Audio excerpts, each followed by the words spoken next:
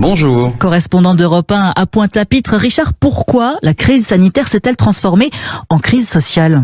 Ce basculement de la crise sanitaire à la crise sociale s'est traduite par ces nuits d'émeutes. Une crise sociale déjà endémique, avec un taux de chômage flirtant avec les 30%, affectant majoritairement les jeunes, des prix toujours aussi élevés et des conditions sanitaires dégradées. De l'eau qui fait défaut dans les robinets, la pollution au chlordécone ayant touché 90% de la population, les algues sargasses qui souillent les plages de façon récurrente, le tout reposant sur un tissu économique fragile et une crise identitaire toujours prégnante, provoquant une défiance envers l'autorité, le mécontentement lié au pass sanitaire et à la frilosité quant à la vaccination ont été des détonateurs.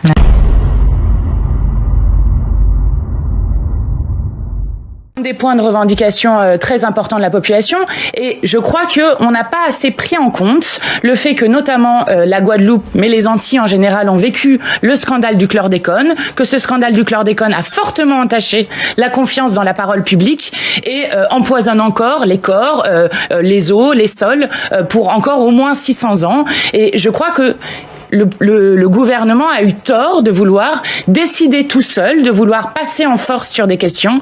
Et je crois que ce qui se passe en Guadeloupe et en Martinique actuellement est la preuve qu'une politique autoritaire de santé ne fonctionne pas. Nous avons besoin d'adhésion aux politiques sanitaires. Vous dites qu'il a fallu attendre que les manifestations dégénèrent, puisque c'est le cas depuis maintenant une semaine, pour que le gouvernement apporte des réponses. C'est ça? Bien sûr, et c'est ce que disent d'ailleurs les syndicats, c'est ce que je regrette énormément. Nous, ça fait des mois qu'on est en train de dire au gouvernement, et notamment au président de la République, qu'il n'est pas possible de tout décider à partir d'un conseil de défense. On ne sait même pas exactement qui est couvert par le secret défense, sans démocratie sanitaire. Vous avez vu que à l'Assemblée nationale, nous avons voté, enfin pas nous, mais ils nous ont fait voter le fait que pendant 8 mois et demi, ce qui est du jamais vu, ils ont les pleins pouvoirs sanitaires sans revenir devant l'Assemblée nationale. Je crois que c'est une grave erreur que de se passer de démocratie lorsque l'on est dans une crise sanitaire. Et ce qui se passe en Guadeloupe est actuellement la conséquence de l'impasse dans laquelle la Macronie nous a menés. Mais est-ce qu'il n'y a forcément pas d'écoute? Regardez en Martinique, par exemple, où là aussi, il y a un appel à la grève générale, et là aussi, il y a des manifestations contre la vaccination obligatoire des soignants. Le gouvernement a décalé cette vaccination obligatoire au 31 décembre prochain. Oui, c'est ça. Est-ce que quand même, il y a une écoute de la part du gouvernement? Non, il y a eu un rapport de force. Qu'est-ce qui s'est passé en Martinique pour qu'il décale? Il s'est passé que l'intersyndicale des soignants s'est mis en mouvement, rejoint par l'intersyndicale du port, rejoint par les agents EDF, rejoint par les taxis, etc., etc. Donc en fait, ce gouvernement n'écoute que quand il y a un rapport de force. Et c'est ça qui est problématique. C'est qu'il y a des raisons objectives, il y a une légitimité dans les revendications qui sont portées par la population antillaise en ce moment. Et donc ce n'est pas possible d'ignorer ça, ce n'est pas possible de ne pas avoir de dialogue, y compris que ça soit avec tout le monde, que ça soit les élus qui interpellent, les citoyens, les syndicats, tout le monde a été ignoré. Eh bien on arrive dans cette situation absolument terrible qu'on voit actuellement.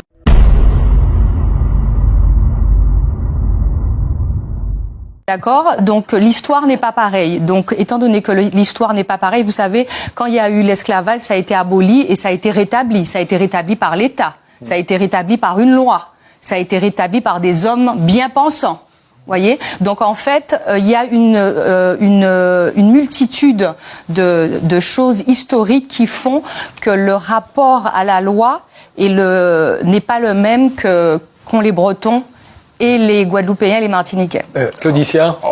Alors effectivement, en réalité, il y a ce rapport compliqué de ces Français. Certains diront totalement français depuis la loi de départementalisation du 19 mars 46, mais depuis cette date-là, qui était censée mettre un terme à une pauvreté endémique, Guadeloupe, Martinique, Guyane, Réunion, mais depuis cette date-là, des femmes et des hommes se battent pour une égalité réelle. Il y a des territoires qui, structurellement parlant, posent problème dans leur rapport à la France, et j'aime à répéter que l'État français traite l'outre-mer comme les confettis de son ancien empire colonial. Comment pouvez-vous dire à des Français vous êtes totalement français lorsque ce sont les territoires colonisés, et on met de côté la Corse? Comment pouvez-vous leur dire vous êtes totalement français? Donc lorsque Et puis il y a des épisodes aussi dans l'histoire. On pourrait effectivement, le plus récent est en 2009, on pourrait aller beaucoup plus loin, sur la Guadeloupe, la Martinique, 74 en Martinique, lorsque la police tire sur des ouvriers qui ne réclament que leur dû. On pourrait remonter à 56 également, 67 en Guadeloupe, les années 50 également. Édouard Glissant était l'un de ceux qui étaient justement dans la clandestinité parce qu'il était recherché par la police. Tous ces épisodes-là font partie du récit des imaginaires des Antillais. Et donc il y a cette méfiance systématique souvent, hein.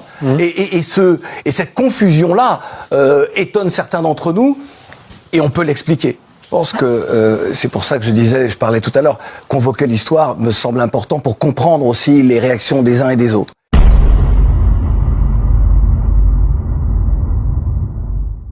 Un certain nombre de problèmes d'inégalités non résolues, d'inégalités mis sur la table depuis toujours, et toujours avec ces mêmes problèmes qui reviennent, chômage, vie chère, pollution. Alors, première question d'abord liée à la vaccination, puisque ça a été le détonateur. L'obligation vaccinale a été le détonateur de la révolte, et l'obligation vaccinale des pompiers et des soignants. Vous l'expliquez comment ?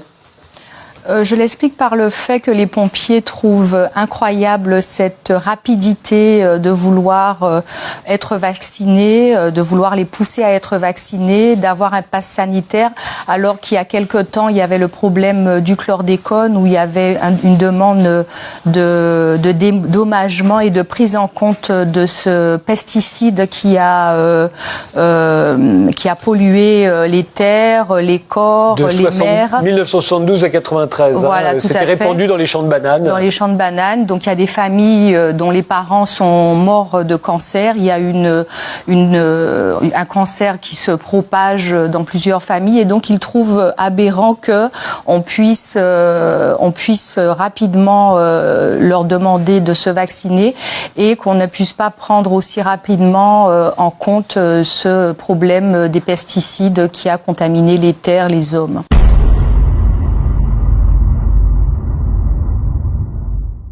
Comment considérez-vous la dérogation qui a été donnée pour un pesticide qui était interdit partout et qui a été autorisé aux Antilles? Donc cette dérogation, vous l'acceptez, vous la comprenez?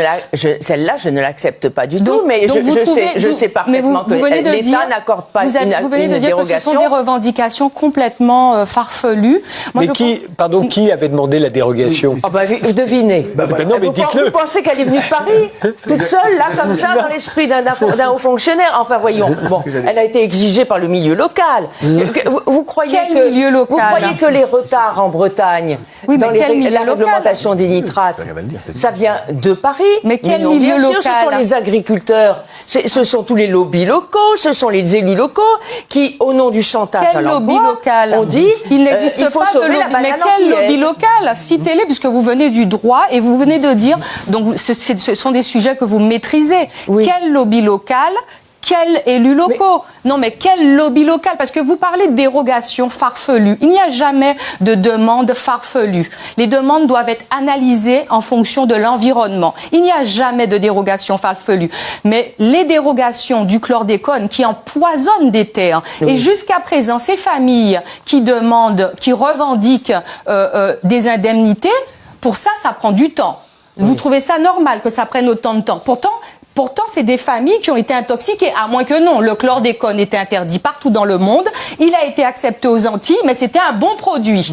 D'accord? C'était un bon produit. Et la loi, jusqu'à présent, n'est pas capable de résoudre le problème. Puisque vous qui faites du droit. Mais pourquoi, justement? Quel est votre problème? Mon problème. C'est le problème, c'est l'indemnisation ou c'est l'existence de la dérogation? C'est l'existence de la dérogation et c'est l'indemnisation. Pourquoi vous mettez pas, vous qui avez travaillé aux Antilles, vous qui connaissez les problématique. Pourquoi vous mettez pas votre talent de juriste sur ces questions d'indemnisation de familles qui clament le fait que leurs familles ont été intoxiquées par le chlordécone? Vous qui parlez de dérogation. Les demandes ont été faites, j'imagine. Et ça en est où? Pourquoi la rapidité n'est pas aussi... Pourquoi ils sont pas aussi... Mais pour vacciner, il suffit de claquer. Donc vous pensez que ces gens qui ont été constamment... Vous pensez que ces gens qui ont été constamment humiliés, constamment mis de côté. Il y a eu l'esclavage, pas d'indemnité, d'accord? Il y a eu les affaires de mai 67, ce qu'on appelle les événements de mai 67. Premier événement de mai 67, racisme. Deuxième événement, ils se battaient pour des acquis sociaux. Il y a eu des morts. Pas de coupables, pas d'indemnité. Pourquoi vous n'avez pas mis votre talent de juriste sur ces causes, madame? Mais oui, mais vous puisque c'est facile. Partout, non, parce que vous avez avez dit spécifique. non, madame, vous avez dit que c'est une demande incroyable de dire qu'on veut pas se faire vacciner. Oui. Un peuple à qui on a toujours menti. Oui, madame, on a. Madame, mais bien sûr, les gens mais soyez factuels.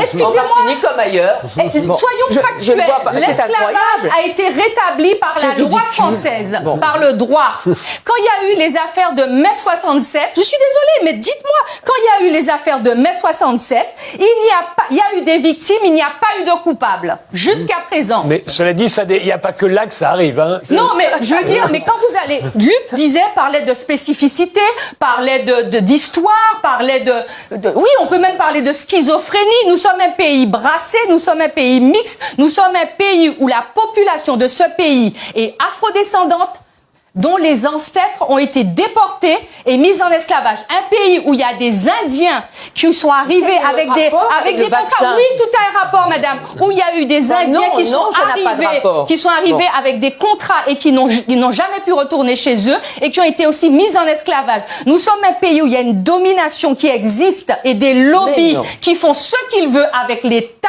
et qui, par un flou juridique, arrivent à imposer leurs lois. Donc, mettez vos talents, tous ces gens qui ont des talents de juristes, au service de ces populations qui souffrent, qui souffrent depuis des années.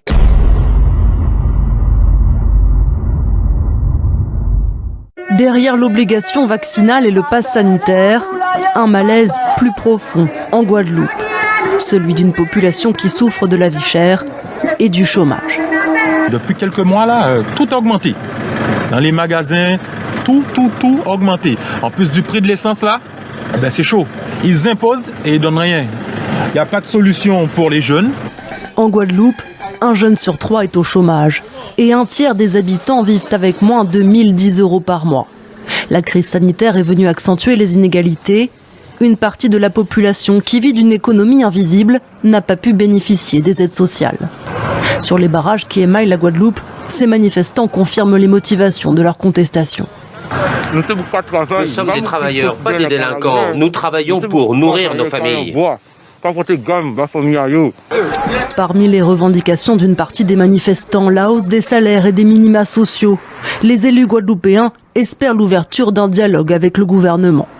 Il faut une réponse qui tienne compte d'une part des revendications qui sont posées, mais d'autre part de la situation économique, sociale, je dirais même sociétale de notre pays. En 2009, les Guadeloupéens avaient manifesté pendant plusieurs semaines pour protester contre le coût exorbitant des produits de première nécessité. 12 ans plus tard, les écarts de prix entre l'île et la métropole sont toujours colossaux.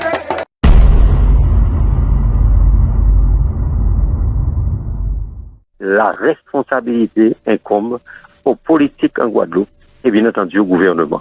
On n'a reçu que de mépris de la part des gouvernements. Là, on n'attend rien en retour, sinon que le gouvernement a décidé, comme d'habitude, de mettre en avant la répression, de faire venir les forces de répression, de faire venir le GIGN, de faire venir une équipe du RAID pour museler la population et les travailleurs. Nos revendications sont bien là.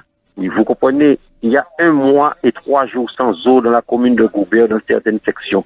De manière consciente et sciemment, le gouvernement nous a empoisonnés au chlordécone. Tout le monde est empoisonné, déterminé à mener le combat, et le combat va s'amplifier. Donc nous disons bien que nous sommes dans le vrai et que notre mobilisation, c'est aussi contre la vie chère, contre les licenciements, contre la précarité, contre la misère, et donc pas seulement sur le pass sanitaire, pas seulement sur la vaccination obligatoire.